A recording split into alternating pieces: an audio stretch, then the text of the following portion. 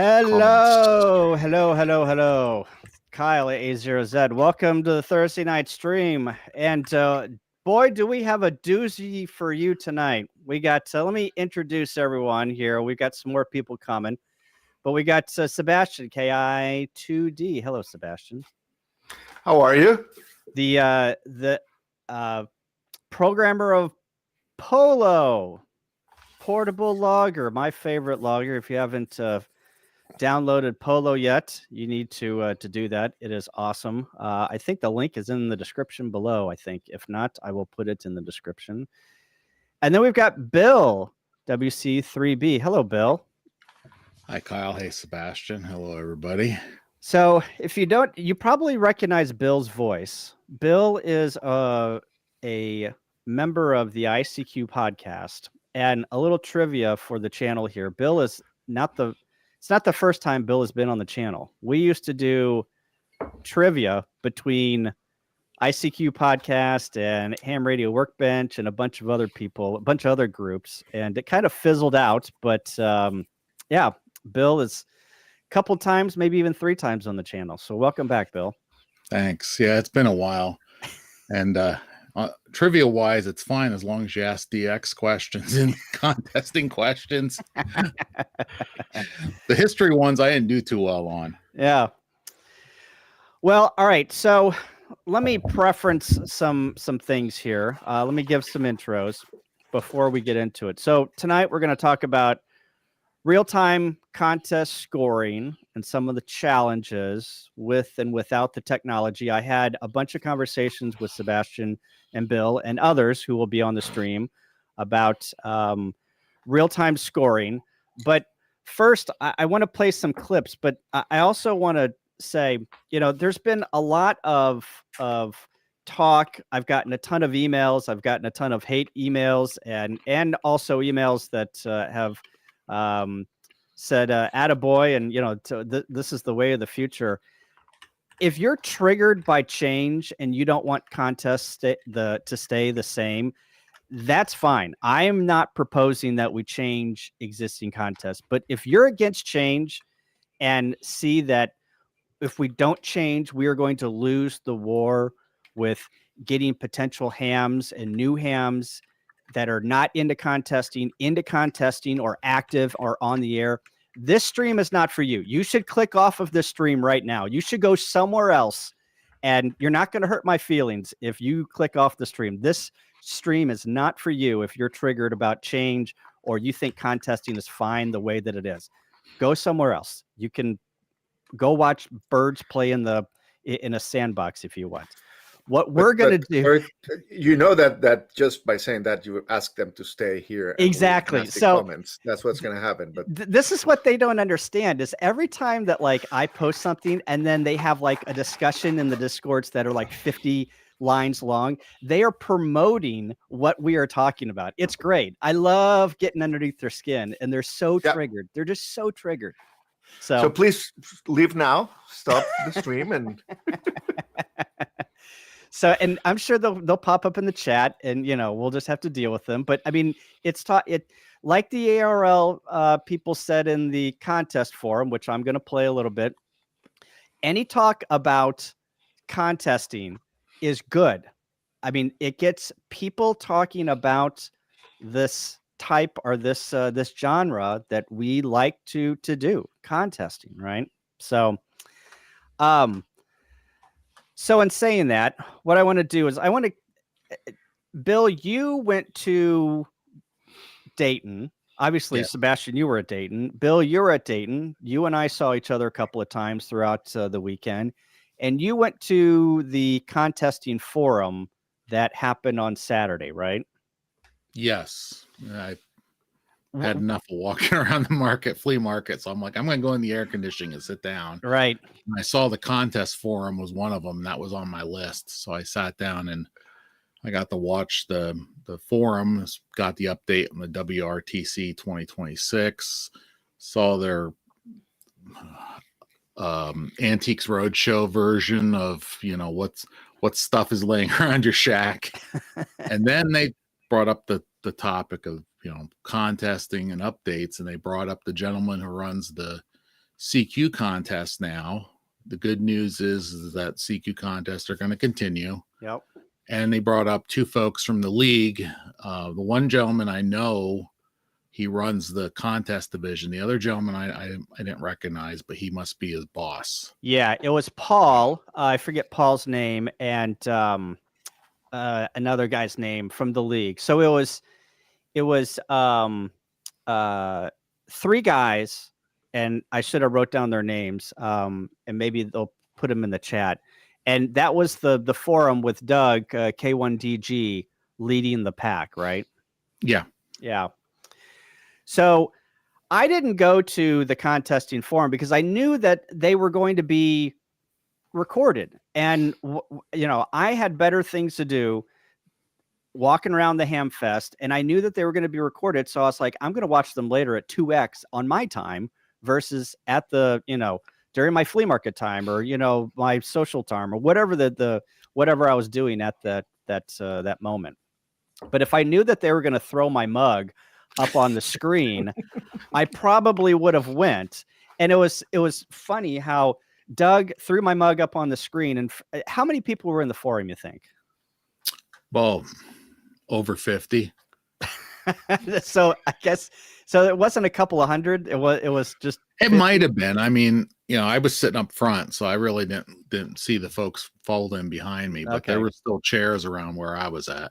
Gotcha. So let me pull this in. So let me advance this a little bit. So this was the slide that they put up on the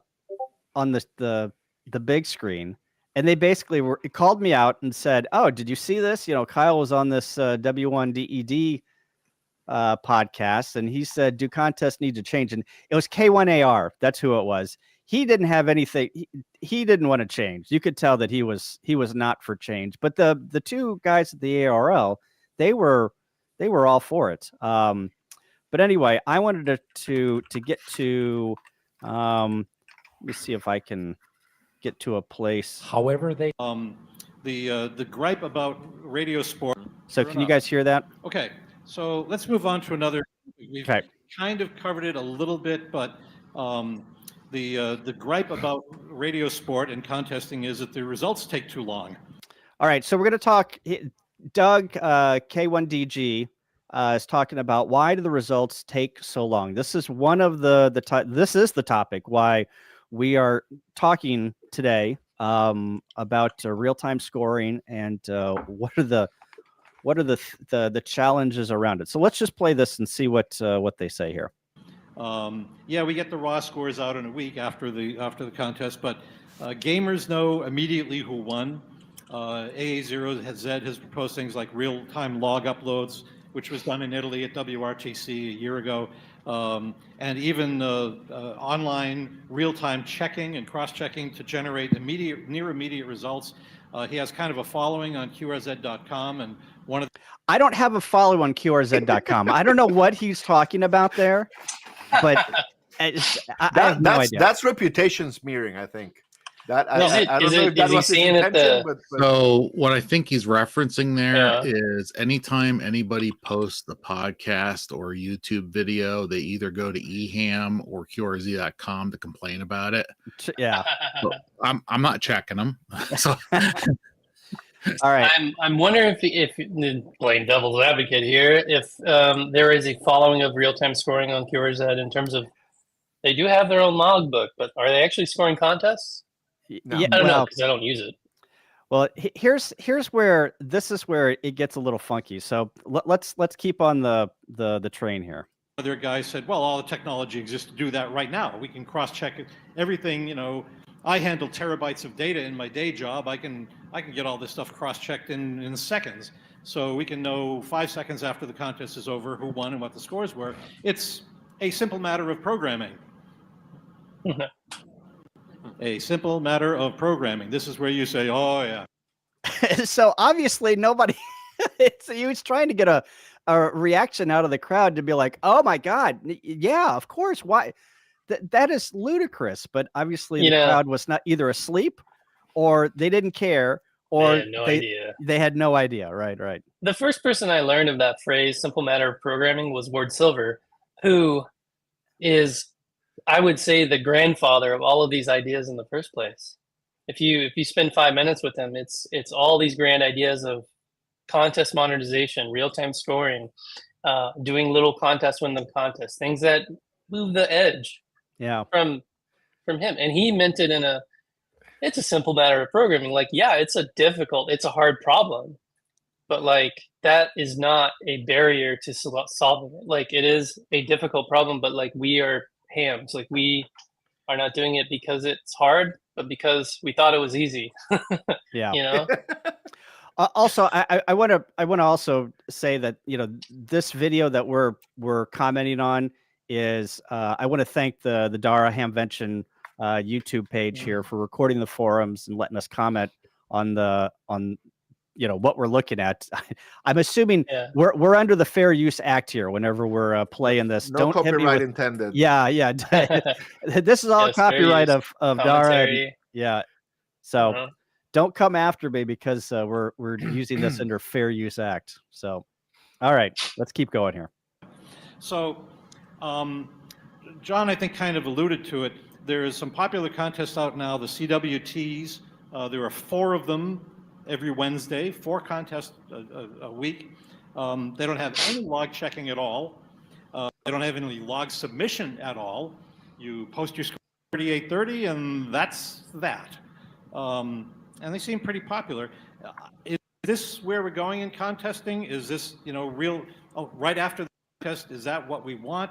And why are there no SSB Ts or FT8 Ts where you just post your score to 3830? That's the final results. What do you guys think about these kind of unchecked contests? That's not what we're trying to do. I don't understand.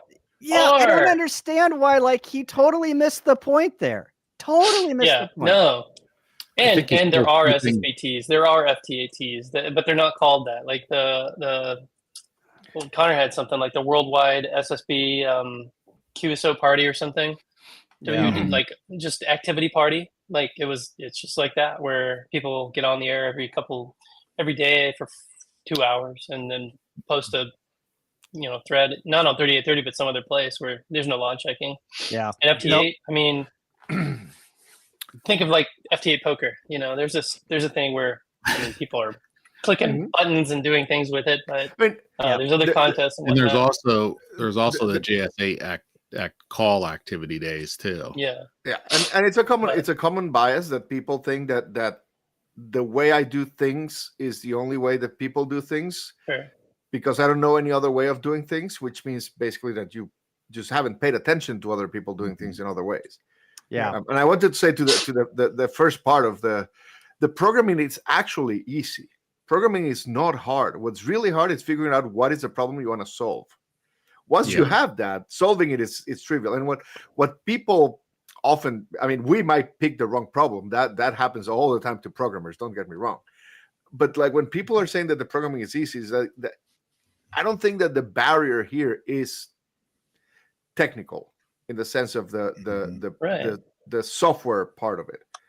It is a matter of deciding what do you want to do and how do you want to change things or come up with new things or whatnot. But it's like, it's not a programming problem. This is trivial compared to other programming problems people have solved. It is. Don't get me wrong. Part of it is that there is a significant non-programming part in log checking that involves manually reviewing some edge cases and some weird conditions to try to adjudicate. That's not easy, and that's not easy to codify. But you could come up, and like people have, CWTs have come up with mechanisms of having great contests that don't require that. So that's the thing. Is like we're not talking about taking the contest he's running and changing them to be real time overnight. And I think they conflated 2 things here.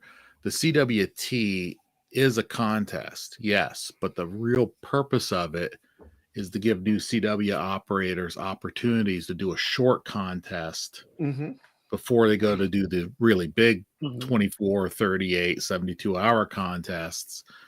because there's a world of difference working a contest at 15 words per minute and 25 words per minute. Right. And Well, so I think that's the goal of those CWTs. Yeah. More training. Yeah. And also, obviously, we're not going to like literally take a WPX or a CQ Worldwide or something like that of that magnitude. That is a ludicrous thought. You would have to start small, right? And do a small, maybe even a state QSO party.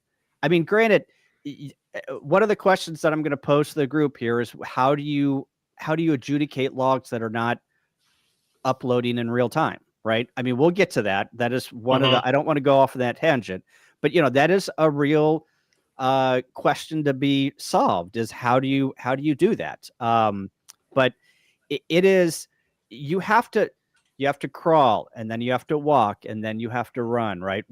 There is things that can be done in the crawling stage, and you might be in the crawling stage for a long time before you start to walk, right?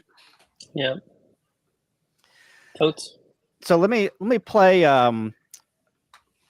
this interview by, let me bring it up on the screen here. So K9CT, if you don't know who K9CT is, he is a CQ Contest Hall of Fame recipient. He has got a huge station in by Peoria, Illinois. Craig is an overall very, very good human being. I mean, I have yet to recall a conversation or even a sentence that has come out of Craig's mouth on him talking bad about somebody or the hobby or anything like that. That Craig is an all around just genuine nice guy and is great for the hobby.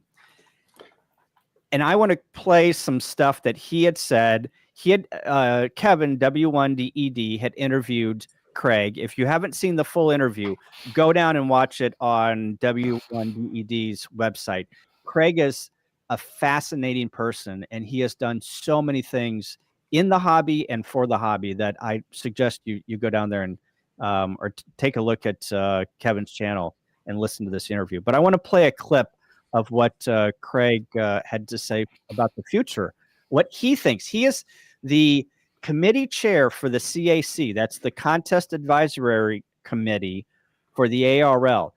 Every section has got a CAC member, and they've got a chairman. Craig is the chairman, and they make recommendations to the ARL contesting people about changes for ARRL contests. So if you don't like one of your ARL contests that you work, go seek out your CAC member and give them an earful, because they are the ones that will help influence the rules at the ARL. So let me play with this, what Craig said.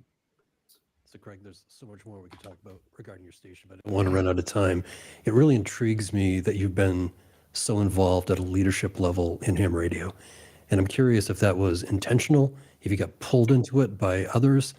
But I know that if I look at some of the things you're involved in or have been involved in, it doesn't seem like you say no very often. Well, I have to be careful about that because, well, first of all, I do get asked, which is very nice. He gets to it, that we're ramping up. And that's probably because of my business background. I think almost anybody in the same position would tell you that you've learned how to manage things over time and you get things done. So those are the best people to have on your team when you're trying to do something. And I really enjoy it. I like having my finger on things. I don't like to complain about things. I want to see things happen. And I think you need to be in a position to try to divine a way for the hobby. I think, if you were to go to Dayton or go anywhere, you notice that most of us are getting older and that the average age of the ham population is not very young. And so you're sitting there going, from a contest standpoint, as I'm as selfish as any contester would be, we win by having people operate. And if half of them go away or we lose some every year and we're not backfilling, that's not good. So we need to do things to solve that problem. And some people say it's not a problem at all. Well, I see it as a problem. I think in the next 10 to 20 years, if we don't solve this problem, sweepstakes or DX contests we may be wondering what are we going to do all weekend. So I wanted to be involved in that process to see if we can't influence that. That's a big problem, and no one seems to have a real answer to that. But in a contesting standpoint, I do think that real-time contesting has a place, because I think that addresses the gaming interests, the immediate gratification part of our current group of younger citizens, and because they love it. Their attention's short. They need fun. It needs to be compelling. So they're not willing to wait 9 months for contest results. And so we have to do something about that. So I've been involved in a group to fashion a way to get there. And actually, I felt that this past weekend at Dayton, that there was a lot of guys with the same mindset, that I think we can get there. But it's early in the stages of doing that, but it's certainly technically doable. We just have to harness all of the horsepower that we have and get it. So I just said I would be willing to coordinate this activity. I'm not a programmer. I know what the vision should be, and I know what and the thing is, at Dayton, you could also see compelling outcomes. You could see, actually, this is interesting. This is where we need to be. This is what we should be doing in order to make it interesting. A lot of new hams are not young hams. They're people that actually have retired, have money, and have time to do it. But again, their interests are the same as a 20 or 30-year-old. They don't understand why you'd wait for anything. So in order to attract people, we have to do things like that. Man, we're getting so schooled. Preach it, Craig. Like you Preach said, yeah. I bookmarked this same segment of this video to send to you, and but then I knew that it is. But he's right, and I think that part of what we saw in the other video has to do with, and I know that that's not how you're approaching this problem, Kyle, but often it feels like you're just complaining that, hey, people should fix the contests I don't like and make them real time. Go do it. And what he's saying here is that, no, we have to go do it. Like, if you don't like it, go fix it. The problem is that YouTubers like to talk about what they're doing, and then it seems like they're just complaining about things until it gets done. But there's a lot of that. It's like, yeah, a lot of people, when you organize something, if I were a contest organizer at the league, I would by default assume that anyone complaining about contests is just whining and they're not doing anything about it until they show me something. And I think that's part of the problem here, is that we're talking too much about what is the future of contesting. And I think there's a lot of agreement that some people like it as it is, but that doesn't matter. We want some to see some different approaches. Yeah. And it doesn't have to be one approach. I don't think that we have to wait to see what the committee that the league is forming is going to do about it. I think that in fact, the one thing that worries me is that I like the modern agile approach of doing small experiments as quickly as you can to see what works and what doesn't. And like, committees don't necessarily work that way. Committees work in many times. I mean, I'm not saying don't do the committee thing, but often it's a good idea to just go and try things out to see what works. Yeah. And fail miserably in the process until you actually hit it in the nail. Yeah. I mean, that's how clubs grow also, right? They try things until something sticks, right? And there's no bad thing about failing and trying something else, right? You know, one of the things that that we were talking about is, do we have the technology to solve real-time contesting? Is that can we solve this? No, I'll go ahead. Go ahead, Bill. Okay, I was going to say it really depends on connectivity. Okay. Folks that have high-speed connectivity that's always on, most definitely. I believe that we have all the pieces in place. Folks that are not so well connected, they may not have the access. However, there are things that we can dream up and build that could accommodate those. It's just that they would not be real time. They'd be near real time. So for instance, a small data packet burst on the air on, another band sending home to a server or something like that, a local server that may connect those folks. And likewise, these issues may all go away in the next few years as more companies get into this low Earth orbit satellite internet thing that blows my mind every time I go out to my friend's house, that he has as good a connectivity as I have with cable, and he's using a little square thing on the top of his roof that's talking to a particular company that at one point was blocking out my astrophotography hobby. But I think that all you said, Bill, is true, but it doesn't. I think that the actual question is not can we score contests the way we do today, but in real time? And the answer to that is no. That's really, really hard. Yeah. But can we design a contest or some kind of competition that is real time, that we can score in real time? And I think that the answer to that is sure. There's plenty of ways of doing it. How can we? I mean, even in contests, you can do scoring that's like current contests need to figure a way of dealing with QSOs that are not submitted as logs. Lots of casual participants will not submit a log, but they have a mechanism to deal with that. That's how you can address the real-time part, the missing data in a real-time contest. Yeah. The first versions will probably not have as much participation, so your logs will be small. Then, I don't know, maybe you only count QSOs between participants. Or you count the log, you count the QSOs, and you assume that they're valid, which is what the CWT does, for example. You want to avoid cheating. And one idea I discussed with Kyle once was like, make a contest inside another existing contest, score it real time, but require participants to submit their log to the actual host, the parent contest. And then 4 months later, if they cheated, you'll know. Yeah. Yeah, that's the exact note I have here. Is we do a contest in a contest where the folks, that are doing the traditional contest submit traditionally. The folks doing what I've nicknamed Contest 2.0, where you're doing real time. At the end of the real time, the server bundles up your log and just sends it to the contest organizer as a check log. Yeah.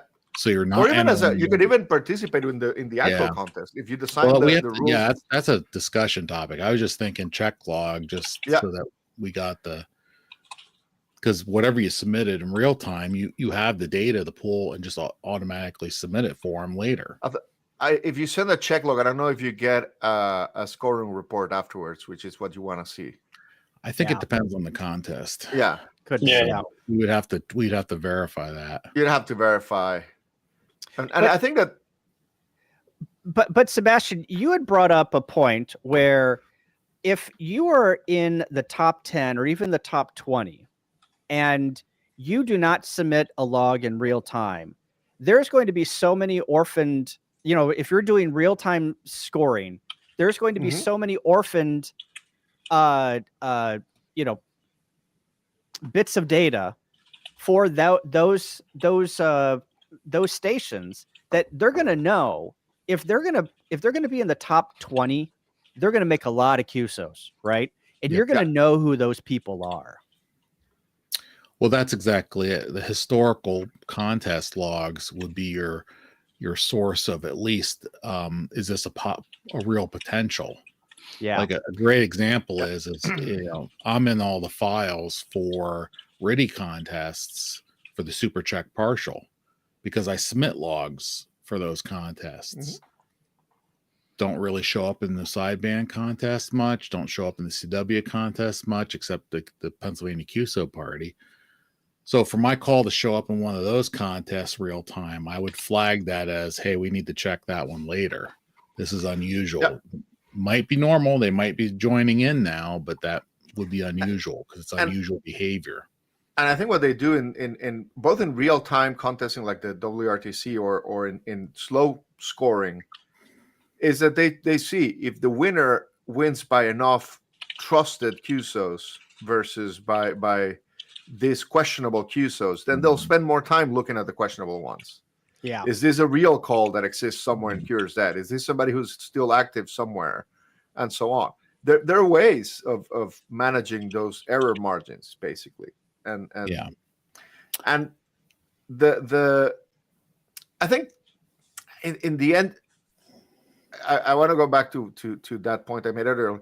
It's not about trying to figure out how to do traditional scoring in a faster way, but like I think we have to start. And here's a question for all of you: it's like, what is it that we want to do here? What's the goal? What's the kind of what's the true goal you want to have, so that we can think about how to design a contest around that goal? And I would put a couple of things out. It's like, we want it to be real time. You don't want to wait 4 months to find the results. That's one thing that we really don't like. What I think even, yeah, and even like they say, well, you know, one of the points in the contest forums where K1AR said, well, after WPX, you knew the scores within a week. That's still too long. We're talking about real time, like the minute the contest is over, knowing who won and knowing your score. It's been done for WRTC and all that, but even the question is, why do you want it to be real time? And I think that it goes back to what Craig was saying in the video you showed. Is like, you want new people to come to contesting, right? And exactly, once you get bit by the bug, you're fine waiting 4 months to see if you won if you get your plaque or you really won or not. That's fine. You're fine sitting for 48 hours on that contest because you've been bit by the bug. You really want to do it. You want to know it. But like you said about the CWT contest, it's about getting people to play with the idea of contesting for a couple of hours so that they decide if they like it or not. And and it's a great way also to practice, to get better. All of those things are true. But in the end, it's like you want more people to get into contesting. Right. The people that are, and we're not even talking, whenever I say youth, I hate that. I'm starting to hate that word because whenever I say youth, it's because you're getting old, but yeah, right. But whenever I say youth, I literally mean people under the age of 50 in this hobby, right? I mean, that's some of the people that grew up with the internet. Make it 51 to include me, please. Yeah, 51. Yes. I'll second that one. It's the people that grew up and understand the internet, right? I mean, the people that are 60 years old, 65, 70, they have no recollection of how the internet, like, it just appeared on their computer one day, right? They went to Best Buy and they bought a computer and it was connected to the internet, right? They loaded the AOL disk. Right, exactly. They have no idea. Like it was this thing that they didn't care about. They could care less. And if they had it, that was great. If not, you know, I remember in college having the first website I went to was Reebok.com whenever I was an engineering major. And I remember leaning over to my friend. I'm just like, I don't know why this exists. If I want shoes, I'm just going to go to Foot Locker and buy some shoes. And then here I am now. But anyway, people who grew up with the internet and they are in the demographics of people that we could get into amateur radio, or amateur radio operators that are into gaming or not like the competitiveness, but they hate all the bullshit that comes out with contesting. Like, if you want to be competitive, you got to set your butt in a chair for X amount of hours to be competitive. Why can't we, and this goes to what George from Ham Radio Workbench was talking about in his latest episode of why can't we have a system that you bring up a website and you log in, and it's just like playing a game on your phone, right? You wait for competitors, and as competitors come into the pool, you can contest with them in real time for an hour, for 2 hours, whatever the case may be. And that is scored in real time. And you know your score, or how you did against your friends, your enemies, strangers. And there's different types of contests that you can enter at any time. It doesn't even have to be on the weekends. It can be at any time. And you're doing that in real time scoring, and you know exactly how you did after the contest is over. I want to answer to Sebastian's. Go, Sterling. I want to answer Sebastian's question of what is the problem we're trying to solve? I think my opinion now is like, we don't actually have a problem. So I'm having like a back channel conversation with the youth, which is why you hear me typing, who are into contesting. They don't really see a need to change. Contesters, there's been like record log submissions and whatnot. We're not actually trying to solve a problem. I think contesting isn't a great state. I think contesting is fun. We all have our issues and complaints about like the real-time aspect, the non-real-time aspect. What we're trying to do is create an entirely different, an entirely new, like not even an overlay, but just a whole new paradigm of amateur radio sport, where, like Kyle said, it is a lobby-based matchmaking system, gamified with real like scores that you can compare against peers. Imagine if like you called out something on the reverse beacon network saying N0SSC contest ready. The reverse beacon network takes everyone who says call sign contest ready and then puts you into a set of individual contests with individual goals and requirements, or maybe each and every person works each other like a death match, or maybe there's a goal to work this DX or something. There's a million different rules, but the frameworks and the architecture and the simple matters of programming that are out there will come. But once we need some people to have these ideas and start trying these little experiments, either in the vacuums of like, you know, a typical Tuesday afternoon, or on top of a major contest like IRUHF or WRTC. I think you kind of have. I think that the long-term goal of having a whole new type of game of radio sport that can happen at any time it's great. But one thing that's a problem for radio contests is that it's a network effect. If you have 20 people signing up at the lobby, that's a really boring and slow contest. You need hundreds of people at the same time. You need material. Even if not everybody is participating in your game, you want to be in an active situation. That's where I think that piggybacking on existing contests is a good way to get started. It might lead to the point where you create this new style of contesting that a few years from now, you can have it on a Thursday because there's enough people interested in it to have that convocation power of having a few hundred people waiting, which has happened for the sprint contests, for example. It is, you can get there, but it's not going to happen overnight. That's the kind of thing that you need to, for sure. And I think that's where piggybacking on existing contests is a powerful idea, and I think you have to do it respectfully. You don't want to mess up with their contest. I think that if you do it right, they love you for it, right? Because you're bringing more material, more to points Doug's to credit. the table. Is it Doug? So is Doug the CQ contest or not CQ? K1AR. Yeah, WPX. Like they've created an Explorer category to kind of do these weird things where I'll be in the Explorer category and we set up with like a group of couple dozen of us, you know, cool kids, if you will, doing this new kind of radio sport technique, but we will have a backend that says something more non-traditional. Like it's not about making XYZ contacts in XYZ amount of time.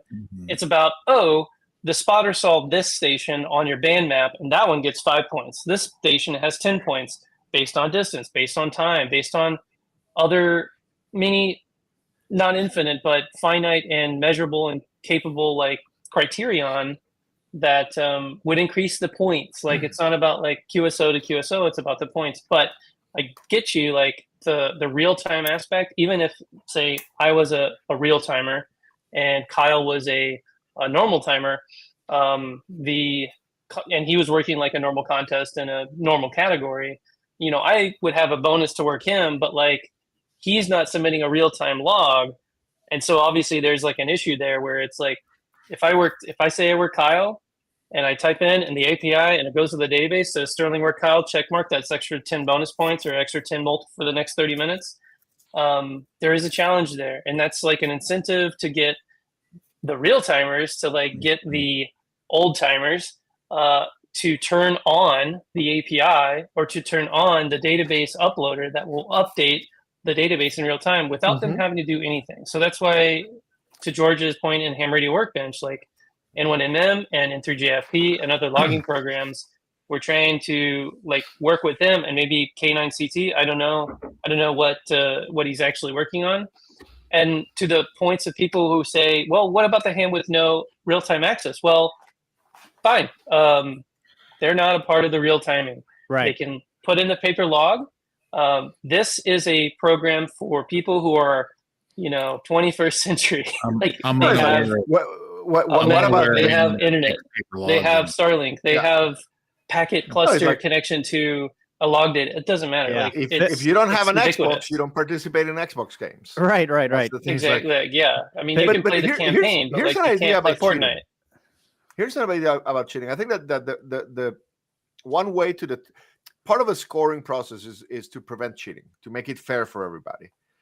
And the mechanism contest use is basically verify every QSO or as many as you can, hoping that you can exclude mistakes and errors and all of that.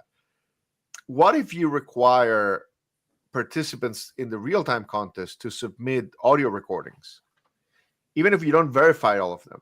But if you have the real-time log, you have the audio recording time synced to the log.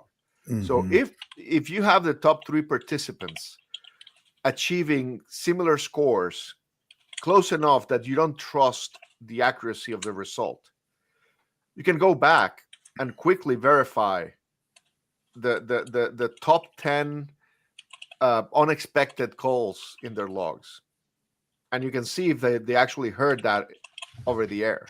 Yeah. And you can adjudicate that within minutes at the end of the contest. Right. Yeah. You can go through. Yeah. Or you can even not even use the audio right away. You declare the winner, but anybody can go and replay that audio to see if they were cheating. So Right. the risk of no one wants to be called a cheater. People want to cheat as long as they can get away with it. But if they can be called a cheater, that's more embarrassing than placing second. So, yeah, there's definitely there's reputations. There's your call sign. There's a lot of Tom Smiths around, but Tom Smith has got a call sign, and if you get caught cheating or have a reputation in ham radio, guess what? People are gonna, I found out actually, with this YouTube channel, but posted my mug all over the forums. Found out real quick that I had friends and enemies that I had no idea that I had, which is fine. That's, if I would have had your cell phone, I would have texted you. I got called out at Valsalia also, but at least Valsalia, but at least the forum moderator was on my side, so he kept all of the alligators at bay. So and I think the other one important, going back to what's the problem we're trying to solve? I do think that we do want to attract new people to the hobby. I don't think we need to solve contesting for people who already are contesting. When Sterling was talking with the youth that are into contesting, they're happy. I'm happy with contests. Oh no! Some of these youth are like they are total OMs. They don't want to change, kicking ass, which is fine. Yeah, that youth contesting group is so small knit that some of them I think can't see the forest for the trees. They live in their own little world, and that's all they know, and that's great. That is awesome that they are there. But there is so much forest out there that hasn't been explored that I don't think that they are realizing.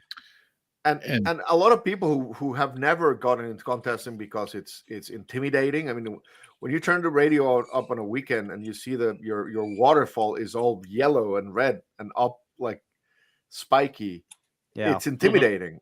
But how can you encourage people to dare dip their toes in the waters of contesting? And I think that one of the problems with most contests is duration. Yeah, it's a best a 4-hour commitment, and they're not that many 4-hour contests. Like it's a 24, 48-hour commitment. I mean, it's hard for me because I work. Like the weekend is the time I spend with my family, and like when for me to say, okay, this weekend I'm gonna take the entire weekend and be on the radio. it takes planning, and I might end up doing it, or somebody who falls in love with contesting might end up doing it, but that's not going to be their first contest. And if there's no other contest for them to try to see if this is fun for them, they'll never get to the 48-hour contest. No. So I think that one goal is to come up with an idea that is time limited to, like, and I don't know if the right number is 15 minutes, 30 minutes, or you need a whole hour for it to be meaningful, or if you need 4 hours for it to be meaningful, but it definitely has to be less than 12 hours. And ideally within like one, I don't know, something between 15 minutes and 2 hours is kind of like the range. And this is where I think that there's no better way than to try it a dozen times to see what times are fun. And that would Bill, you've been trying to get in for a couple of segments here. The floor is yours. Yeah, I'm thinking exactly what Sebastian's thinking, but 15 minutes to 3 hours. And if we do real-time scoring, we can, say that this is the 3 hours, for instance. Yeah. Or we could do a floating window. So it works around your schedule, so that you start, and then you have 15 minutes, 50 minutes, hour and a half, 2 hours, whatever they set the window to. At the end, that's your time. If you continue contesting, you're good. That doesn't change your score. Well, I think your actual contest score. Yeah, correct. I mean, just Bill, if you're gonna fight to get the voice, please don't agree with me. Disagree with me or bring news. No, I love it. No, it's exactly how it should be. I think that's the something like that gives people as much freedom as possible. Yeah, either Sterling or Sebastian said it. Getting started in a busy contest weekend's challenging. So one of the things I wrote down here on my, scratch notes after the last week or so is things like micro awards or goals. Yep. So let's say you're going to jump into a contest 2.0 window for 2 hours, we'll say. I'm just throwing that out there. You get on the web page, you set your stuff up, and it comes up and says, hey, if you get the following 3 random items right off the bat, we're going to give you 2x multiplier or 3x multiplier. There you go. Yep. Things like you have to work a Slovakian station, you have to work Kyle, or you have to work somebody that's in the list, or you have to work Argentina. It's almost like a scavenger hunt. Right, but that gets you that first 5 to 10 minutes to look at to focus. Figure out your game plan, figure out what bands you're going to get on because of who's available, and then all of a sudden you're in the mix. I mean, I had a chat with Cal that you have to design this in a way that's compatible with the spirit of the host contest. So you got to be careful with promoting contact this station, because that's not fair for the rest of the participants in the host contest. Right. But you can do things like contact anyone with a number 5 in their call sign. That is enough. Or contact anyone with a W in the middle of the call sign. I mean, just think of a world where we're able to listen to all of these bands simultaneously, right? And AI is coming down the pipe, right? And why can't we have a system where I know that Bill has got a pileup right now, and he's got an opening to Europe, but you're in California, so Bill becomes a 3 or 4 times multiplier. If you can get Bill, or it knows what propagation is going on in the world, and it says, all right, if you can get Bill in the next 15 minutes, he's worth double the points or triple the points. And it's self-aware, and it's giving you all of these options of real-time things that are going on. And if you can get these types of contacts in the next X amount of minutes, that is what your points are based off of. It becomes a real-time scavenger hunt with real-time propagation, and the system, the cloud knows what's going on. Here's a question. All right, Here's a question about scoring being real time or close to real time. if you do a contest that's time limited, say you participate for 1 hour in the middle of a big contest weekend, but we make it so that any time, like Bill mentioned that, like you can jump at any time during the entire contest. You don't have to. Right. It's not that everybody has to be there at 4 p.m. Probably because that's unfair because of propagation and daylight and Or an X-flare. but right. But imagine that you can. So it's a contest that's scored quote unquote real time, but you don't have a result until the very end of the weekend. Mm-hmm. It's kind of like the time trials on the Tour de France or bike competitions, where like every participant goes and tries their best and they get a score. It goes on the leaderboard, and then the next one comes and you see whether they beat them or not, and they keep trying. So you could do something like that goes on over the entire weekend, but anyone can jump in and try to do their best, and their effort gets recorded in real time. Yeah. But the final result doesn't come in until everybody is done at the end of the weekend. Yeah. Or you can do a real-time leaderboard where the score is redacted, but all of a sudden you're starting to move up the ladder and you're like, I'm obviously doing better than this person. That's a good idea. You know, That's a great actually idea. a mystery going on. And here's Good the thing. idea, Here's a little bit of eating crow, is that there is a reason why contests last 24 or 48 hours. Oh, It's yeah. it's not just because they want to torture the participants. It's because Right. they want it to be fair to everybody in world. terms of propagation. Yeah, right. Like Diurnal. that everyone gets a chance at a good time in the bands. It's not perfect, but it's the least unfair approach. Right.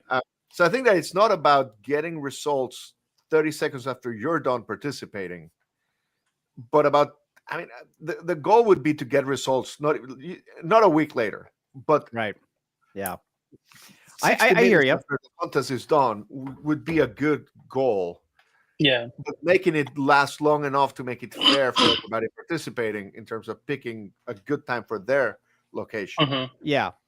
I mean, if you want to participate in a 48-hour contest and work the 36 hours or whatever it is, of that contest, go ahead and do it. Those contests will exist for years. They will keep. Absolutely. They will keep. That's a key going, point. right? I guess we have to make to clarify. This is not a replacement contest. This is Right. No. an enhancement.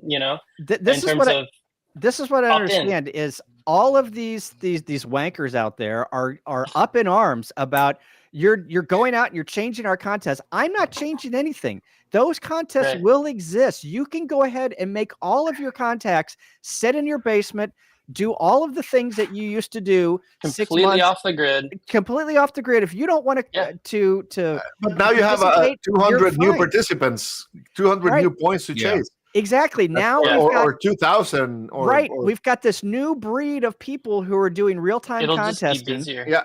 And now you've got more think- people to contest with. I think if it's in these 2-hour windows, it's like, oh my God, there's just so many places on the band of these 100-pouncers that are trying to work this guy, or try to run this frequency.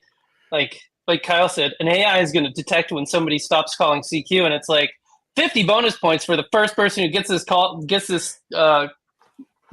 frequency and works somebody running. I don't know. Yeah. But there will be dynamic changes that are probably perceptible, but throughout the scope of the contest for the average traditional contester, it's just more points, more activity. Yeah. That count for you, because these are not intended to be. We're trying to strike that balance of unfairness and giving other people that unfair advantage, while also maintaining that we want to have fun for these 2 hours during this propagation cycle or this part of time, and maybe throughout the 24-hour cycle have 4 or 8 opportunities to do that over those 2 or 1 or 2 hour times. And is just a thought there. And I mean, someone in the chat brought up something interesting. It's a 48-hour contest where you submit your best 2 hours, which kind of matches an idea I had before. Is that make it about a very small period of time, but give you a slight bigger window to achieve that. It's kind of like, what is your best 15-minute rate? Yeah. But you got 2 hours to get it. Yeah. And because sometimes when you start, like if you're gonna declare, I'm gonna start now, it's hard to decide when to start when things are slow. And sometimes you need some time to gather some speed and momentum. So Yeah. make it a longer period of time, but in the end you only scored a short segment. And there's always a balance between, you know, running and searching and packing. Yeah. That's the other thing too, is that we could even do stuff like this. For instance, we're just going to say you get bonus points if you're calling CQ during this next 15 minutes. You get bonus points if you're, you know, searching and pouncing stations. In, you know, there's a whole grocery list of options here that you could unlock as like micro goals for the contest. Like you can make it if you manage to run on 100 watts in a big contest weekend, you get double the points. Yeah. If you manage to hold the frequency, that you get double things like that. But here's another thing I want to throw into the list of objectives, which is, I mean, we're doing this to bring more people into contesting, but also doing to make it fun. And I think that one requirement for it to be both fun and to attract more people is that it should be something that's fun to watch too. That if you can make it interesting for people who are not actively running in the game at the moment. Yep. You get a lot of advantages from that. Yep. So we were at Huntsville, sitting in a brewery. Sterling, yeah, you were there, right? We were sitting in a brewery in Huntsville. Kyle. There's a lot of beer drinking, whatever. It was the Tetris. Yeah. And they had on the TV head-to-head Tetris. And the whole bar was they were watching. They were watching, they were fixated on And this on is from these like kids. 2019. Yeah. And these were old videos from 2019, 2018, 2016, the Tetris Championship. Everyone was just glued to that television. What if we had something like that where, you know, it's called ESPN 73, right? And we do real-time commentary and we pin people against each other. We're talking about, you know, their contacts, how many, if they're searching and pouncing, their run rates, all of that stuff. What if we had that to help promote the amateur radio to the non-ham and then also to the hams that don't contest? USPN. I was gonna say I'll volunteer to do color commentary for K3LR. Right? Just think that'd be amazing. Just think if we got some of the big contesters to give us audio and video and basically screen sharing of what they were doing, and then get them, like, think of it as NASCAR of ham radio, right? They're going up to the pit crew, they're interviewing the pit manager or the guy that's, you know, calling the shots. They're calling the drivers on the radio and asking them how the track is feeling that day, what, you know, during the stops. They've got real-time stats that are being shown. I mean, it's endless on what we could do and how cool this could be. I mean, to be fair, I think it's more than NASCAR. It's going to look like your typical Twitch stream, but that's about it. That's what you want. Like it's color commentary and what. Why was Sterling thinking he lost the frequency? Oh my God, he's going and down. Let's be fair. Watching people scroll a dial and click and scroll a dial and click is probably the most boring thing I can imagine. And I've seen people contesting with just their stream, and it's like, okay, cool. I listened to it for like 2 minutes, and I'm like, this is boring as heck. Unless it's like a real high rate, fast paced, like even CW. I'm like, how do you pull those out? Like, I only heard Q, and he was like the full call sign. Like those are separate, but a traditional contest, like 100 watts on a wire, I bore myself. That's why I go to contest stations and I sit down for 2 hours, and then once I'm off rate, I'm like, I need another beer. Somebody said, but with the color commentary and the multilateration of like multiple streams and the AI band map of here's where everyone's at. And then somebody, what happens when, like I mentioned earlier, we're looking at somebody running, they're losing rate, and then they just QRG or QSY, who's going to fill that spot? And like, let's watch that frequency. And then everyone dives in on that frequency, starts calling CQ, and then it's a hot mess, and everyone's doing this QRM thing. And I'm just like, oh, the drama.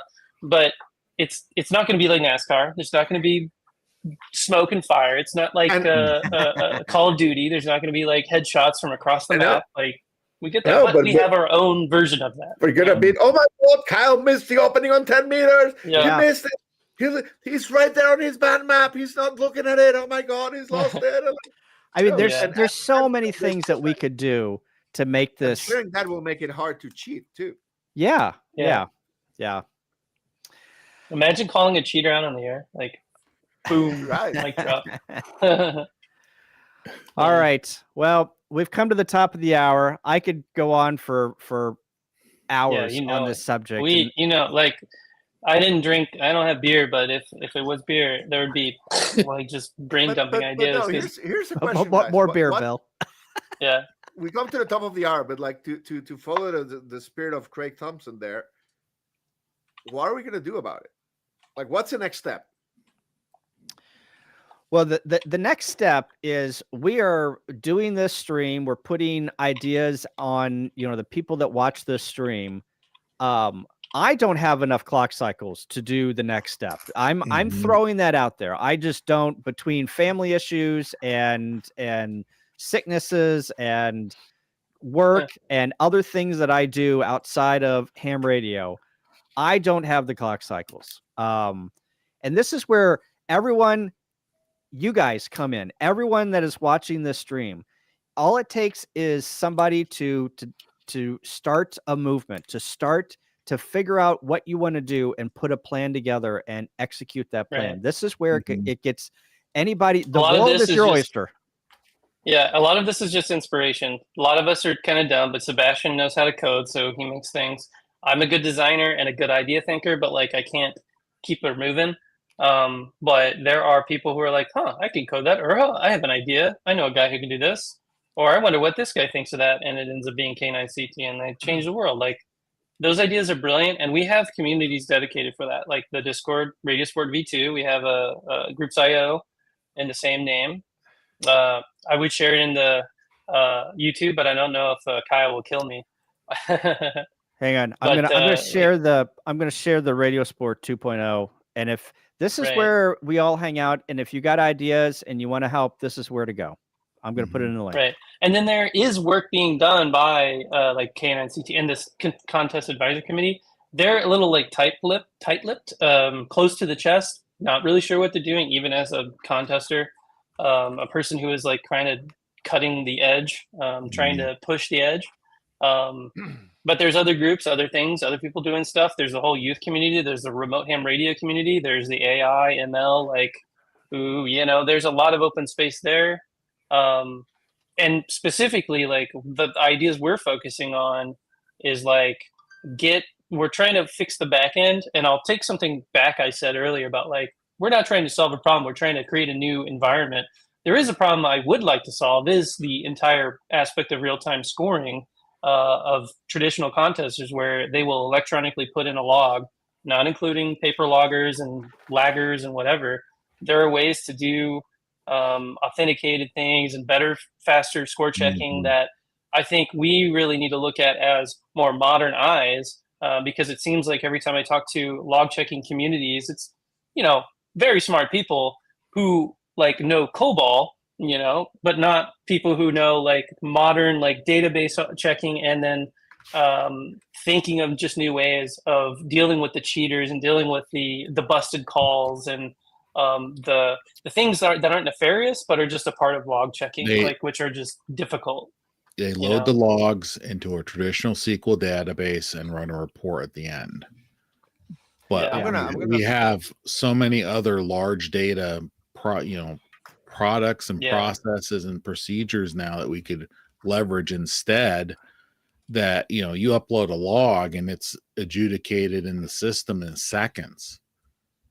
And then the next log comes in, just gets better and better and better. Thanks, here's a Bash. gauntlet, and I'm doing this fully knowing that I don't freaking have the time to commit to this, but whatever, we'll do our best. It's like It's volunteering. October of this year is the next the contest season starts in the fall. Right. The last weekend of October is CQ Worldwide DX phone, which seems like the great contest to use as a host contest. There's a couple of other phone. There's QSO parties before, but like CQ Worldwide DX in last weekend of October seems like a good target. Can we go, and by we I mean everybody, even those who are not listening, even those who comment on YouTube later, go to the Radiosport V2 Discord that's been linked by Kyle in the chat, and he'll put it in the comments at the end. Yep. And figure out how to run something, whatever it is. It doesn't have to be perfect. It doesn't have to be fully real time, fully stream with 16 screens in a bar. No, but do something for that contest where we run a parallel compatible with the host contest competition that's fun, that we enjoy doing, that's reasonable, that is fair, and like, can we try that? That's the goal. I'm gonna try to do that.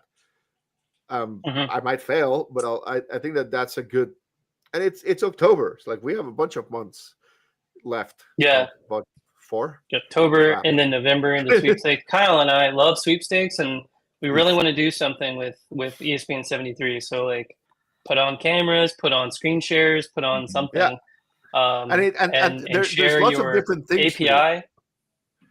If there ever is an API that comes out, share that, or work through a VPN and give us your. Basically, we can create a network system of, like, say you're using N1MM and you're in on our VPN. We can see where your frequency is and this and that and this and that, and use that to inform our commentary and participate in explore categories. So you're not breaking any rules. You can blur your frequency, but we will take it and go do some silly things on live streams with a few beers or two. and we don't need 2,000 participants. Right. We need 20. No. Yeah. Yeah. Just a few. So Tom makes a very good point. Look up N7AKG on QRZ and send him an email. He is working on something, Tom, where it aggregates all of, kind of like how Bruce Horn has aggregated the contest online scoreboard, where you send it to his server and then he shoots it off to the online scoreboard. And real-time scoreboards exist today. They just don't. It's just not exactly what I'm thinking of what we need to put together. But Alan, N7AKG is got a prototype up on his server in the cloud where you can point N3FJP, N1MM, and we're trying to get to the N1MM standard where it's sending QSO data, rotor data, all of that data in real time up to the server. And those are the types of stats that we can, and information that we can pull from. And he is working on that. So N7AKG is Alan Gordon is his name, and ping him. He's working on something. So yeah, he was mentioned on the Ham Radio Workbench too. Yeah, by George. Yeah. Yep. So I was like, oh, what's that? I'm really interested. All right. Been outside long enough. I got to listen 2x speed. maybe what I'll do is I'll put the time code in the Ham Radio Workbench segment of where they start in with real-time contesting, and George makes a ton of good points on what real-time contesting can look like that doesn't involve, like we said, mixing or changing any of the existing contests. That's not what we're doing here. If you want to sit in your basement and contest for 48 hours, go ahead. You can do that. We're talking about something else that is going to get more people into contesting. So therefore you have people to contact. You should be thanking us. Right. You should Not be putting your thanking picture up as a controversial item. You should be thanking us for getting more people into contesting and actually talking about this shit, you guys, you bozos. So Right. It's not your granddaddy's contest, but no. to be fair, it is your granddaddy's contest. That's just here. We're on top of that, like a little bundt cake or whatever. We're the icing on the cake, the foundation that they have set for us. All right. And I'd like to encourage anyone that does take a stab at this to make your whatever you're working on open source, because sometimes getting started with a software project's the hardest part, but going in and adding a little piece to someone else's code is something that somebody else might be interested in. And open source is the quickest way to get you there. Yep. Yeah. Yep. Bill, and if World Radio League is listening, then you're going to have to put like what is it called? The common license or something like that. Creative Commons. Common license. Yeah. You got to attribution. Yeah. We need to patent this stuff, because there's groups out there like that's a good idea. Code it into my. I don't care if they go and it. implement it. At this point, if they go do it, I'm like paywall, but they do it. They listen. I'll respect that, and I don't even need credit. Yeah.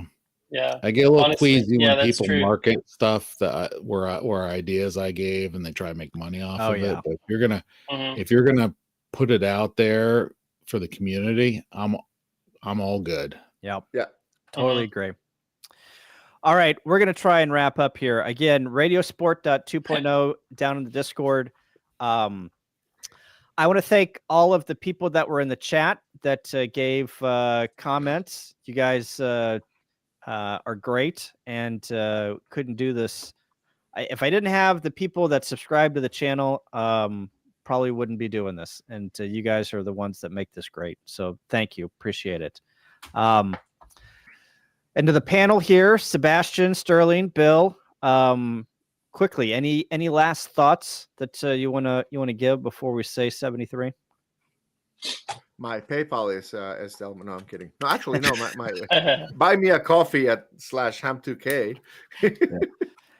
Go download Polo Logger from. Go download Polo. Yep. From I used that for my Florida expedition, Florida State Park, Amelia Island State Park. For the first time, I was very. It's not a contest logger yet. Please. Right. Soon. But soon. I still use paper logs with the paper I can write on when it's wet for soda. I being on the beach, that. that might have been a good idea. Yeah. Depending on the day, I respect that or I respect that. Now that's the honesty I like to hear. Bill, any last words you want to share with us? No, not really. I think we covered this really well as an introduction at this point to just get the brainstorming working with this. And don't be afraid for anyone that does, take the challenge up and come up with something, to try something and fail fast. Yeah. A lot of the great things that we're looking at in the hobby today were, in a lot of cases, originally failures that eventually caught on after they tweaked it, improved it, worked through some of the concerns, and then all of a sudden, we have things like, PSK 31. We have things like FT8. At one point, FT8 even changed. If you had the old version, you couldn't decode the new signals, and vice versa. But those advancements came from folks that took a chance and tried something new. And the hobby is about experimentation. Yep. Totally agree. Sterling? I just want to thank Shortwave Coffee in Columbia, Missouri for this pretty cool shirt. Receive and transmit. Some little random coffee shop, but also, I've been talking about these ideas for I don't know. I used to write for the ARRL, and you can go and Google hamradio.fun. Or fun at hamradio or something, I don't know. And I was back in college talking about contest modernization and millennials are killing ham radio and all this stuff. And it's just like I'm seeing the fruits of that constant conversation and we'll say complaining kind of fall out into these new ventures and things that are coming up. Again, I'm not a programmer and I am of little time, but I have big thoughts that I've written down, and I'm trying to actually get out there. So I appreciate all of your effort, Kyle, Sebastian, Bill, and K9CT, and even Doug, like creating like fun new categories among many others to make this possible and available to us. So thank you. It's going to take an army. It's not going to happen overnight, but it's going to take an army. So thanks everyone. Appreciate it. We will have another stream like this soon. We are not stopping. So if you like this type of stuff, that's great. If not, and it's not for you, that's not a big deal. It's you're not going to hurt my feelings. This is things that we are talking about that are new and sometimes hard to talk about, and we ruffle people's feathers, but that's okay. We'll after it's all said and done, we're all going to take flight, and we're all going to migrate south, right? So it's okay. It's okay if you're not on board. You don't have to ride the ship, right? So might not be for you, but that's okay. So, all right, guys and gals, thanks everyone. 73. 7-3. 73. Bye.